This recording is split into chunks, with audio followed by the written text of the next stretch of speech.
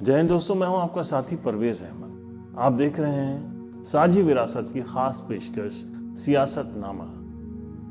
Media, हमारा media, print media या electronics media, हम टीवी पे जो खबरें देखते हैं, अखबारों में पढ़ते हैं, उन पर भरोसा करते हैं, उन खबरों से एक माहौल बनता है। लेकिन आपको पता है कि इसके जो लोग इस पे बैठे हुए हैं या खबरें हमको दिखा रहे हैं, हम तक पहुंचा रहे हैं, वो कभी कभी उनका जो रवैया है वो इतना गैर जिम्मेदाराना होता है जिससे समाज को बहुत नुकसान पहुंचता है, कुछ वर्गों को उससे बहुत बड़ा नुकसान पहुंचता है। इसलिए खबरों की पुष्टि होना बहुत ज़रूरी होती है। अभी हाल ही में एक ऐसी खबर हिंदुस्तान के जो है टीवी चैनल्स पे और अखबारों में शाया हुई जिसको लेके पूरे हिंदुस्तान में, बल्कि हिंदुस्तान के बाहर तमाम मुल्कों में हंगामा मचा।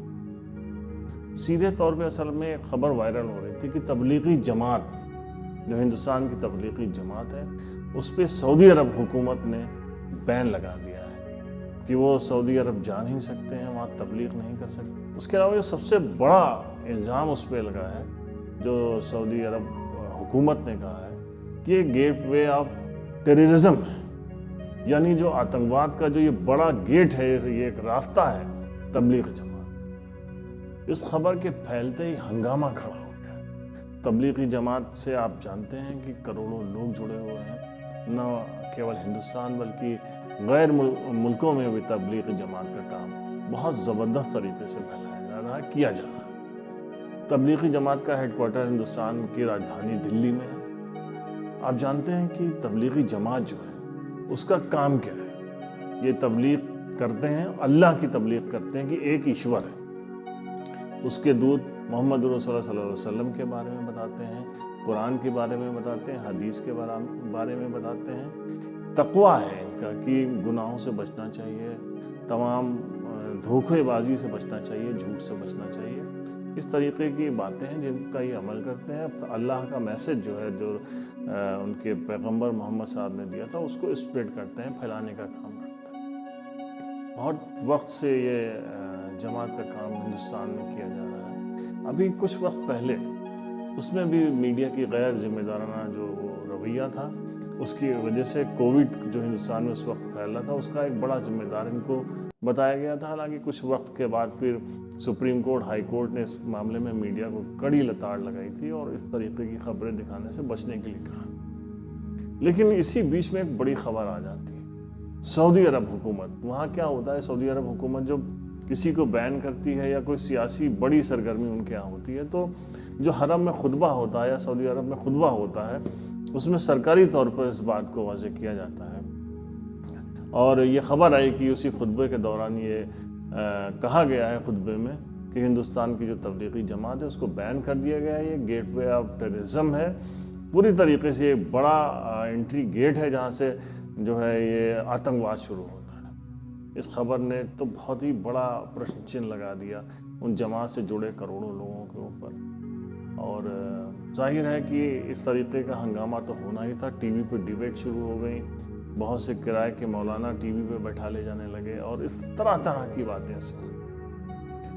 जमीयतुल उलमा हिंद के जो सदर हैं, देवबंद से उनका ताल्लुक़ है, मौलाना अरशद मदनी साहब, इसी वक्त वो भी जो है उन्होंने एक बड़ा काम किया कि सऊदी अरब के जो सफ़ीर हैं, एम्बेसडर हैं, उनसे मुलाकात की और एक मकतूब लिखा, उन्होंने ख़त लिखा सऊदी अरब हुकूमत को कि ये जो जमात है, जमात हिंदुस्तानी की तबलीगी जमात, इनका काम कभी भी कोई सियासी इनका काम नहीं है, धर्म से जुड़ी हुई कोई ऐसी बात नहीं करते हैं जिससे जो है हमारे समाज में फ़िरका परस्ती हो या कोई तनाव फैले।